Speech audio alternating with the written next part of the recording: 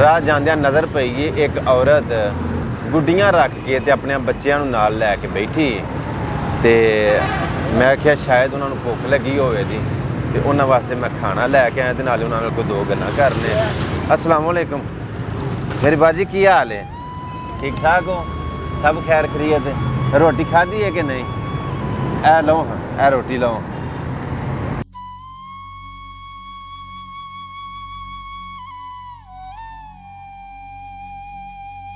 रात का काफ़ी टाइम हो चुका है तो निक्के निक्के बच्चे नाल तुसी लै के रोड के उत्ते बैठे हो।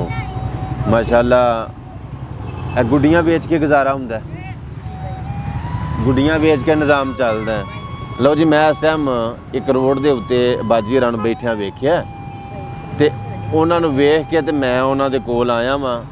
खाना मैं उन्हां नूं की देना है, अल्लाह पाक दी ज़ात अपनी बारगाह दे विचों अपने खजानिਆਂ ਦੇ ਵਿੱਚੋਂ ਬੰਦੇ ਨੂੰ ਦਿੰਦਾ ਹੈ। ਸਾਡੀ ਤੇ ਇੱਕ ਡਿਊਟੀ ਲੱਗੀ ਹੈ, ਸਾਡਾ ਤੇ ਇੱਕ ਫਰੀਜ਼ਾ ਹੈ, ਜ਼ਿੰਮੇਵਾਰੀ ਹੈ ਕਿ ਅਸੀਂ ਉਹ ਅਦਾ ਕਰ ਰਹੇ ਹਾਂ। ਤੇ ਇਹ ਨਾ ਗੁੱਡੀਆਂ ਰੱਖ ਕੇ ਕੋਈ ਵੇਚਦੇ ਨੇ, ਪੇ ਨਾਲ ਛੋਟੇ ਛੋਟੇ ਬੱਚੇ ਨੇ, ਉਹਨਾਂ ਦੇ ਨਾਲ ਮੈਂ ਕੋਈ ਥੋੜੀ ਜਿਹੀ ਗੁਫ਼ਤਗੂ ਕਰਨਾ। ਦਿਹਾੜੀ ਦਾ ਤੁਸੀਂ ਇਹਨਾਂ ਗੁੱਡੀਆਂ ਤੋਂ ਕਿੰਨਾ ਕੁ ਕਮਾ ਲੈਂਦੇ ਹੋ? भाई जिस दिन कोई विक जाए उस दिन बस 200-300 रुपया कमा लेना। जिस दिन ना विके राह जाते बड़े अल्लाह दे नेक बंदे को 150 दे देंदा है। ठीक है, 200-300 रुपया बन जाता है। ਅੱਲਾਹ ਪਾਕ ਦੀ ਜ਼ਾਤ ਤੁਹਾਨੂੰ ਆਪਣੇ ਖਜ਼ਾਨਿਆਂ ਦੇ ਵਿੱਚੋਂ ਬੜਾ ਸਾਰਾ ਨਵਾਜ਼ੇ। 200-300 ਦੇ ਨਾਲ ਜਿਹੜਾ ਤੁਹਾਡਾ ਦਿਹਾੜੀ ਦਾ ਤੁਸੀਂ ਕਮਾਉਂਦੇ ਹੋ ਜਾਂ ਜਿਹੜਾ ਨਿਜ਼ਾਮ ਚੱਲਦਾ ਉਹ ਕਿੰਨਾ ਕੁ ਗੁਜ਼ਾਰਾ ਹੋ ਜਾਂਦਾ ਹੋਏਗਾ? ਕੋਈ ਜ਼ਾਹਿਰ ਹੈ ਬਿਜਲੀ ਦਾ ਬਿੱਲ ਵੀ, ਘਰ ਦਾ ਕਿਰਾਇਆ ਵੀ, ਗੈਸ ਵੀ, ਰੋਟੀ ਟੁੱਕਰ ਸਾਰਾ ਨਿਜ਼ਾਮ ਚੱਲ ਜਾਂਦਾ?